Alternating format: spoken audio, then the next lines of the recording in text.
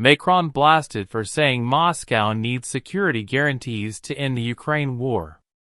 French President Emmanuel Macron's statement on Saturday that the West should consider how to address Russia's need for security guarantees to end the war in Ukraine has drawn sharp criticism from some quarters, rejecting the option of making concessions to the Kremlin after nearly 10 months of the war. In an interview with French TV station TF1 recorded during his state visit to the U.S. last week, Macron said Europe needs to prepare its future security architecture. This means that one of the essential points we must address as President Vladimir Putin has always said is the fear that NATO comes right up to its doors and the deployment of weapons that could threaten Russia, Macron said.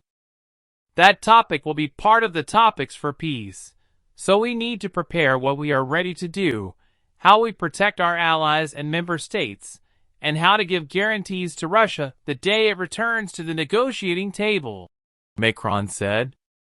The likes of Lithuania's former Minister of Defense and Foreign Affairs, Linas Linkevičius, blasted the idea that concessions should be made to the Kremlin. Russia has all security guarantees if it doesn't attack, annex, or occupy its neighbors, Linkevičius said on Twitter Sunday. If anyone wants to create a new security architecture that allows a terrorist state to continue its methods of intimidation, they should think again. It will not fly.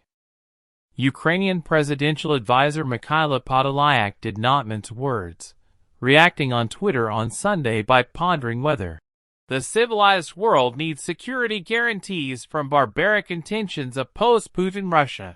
It will be possible only after the tribunal, the conviction of war authors and war criminals, imposition of large-scale reparations, and bloody clarification of Russian elites on who is the one to blame, Podolyak explained.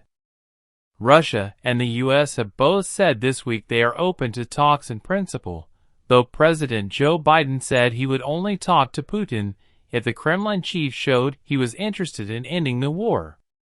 Ukraine says negotiations are possible only if Russia stops attacking and pulls out its troops. Many in Ukraine and the West are strongly opposed to any negotiation with Putin that would reward him with concessions, especially as Ukraine has driven back Russian forces from large areas in the past 3 months.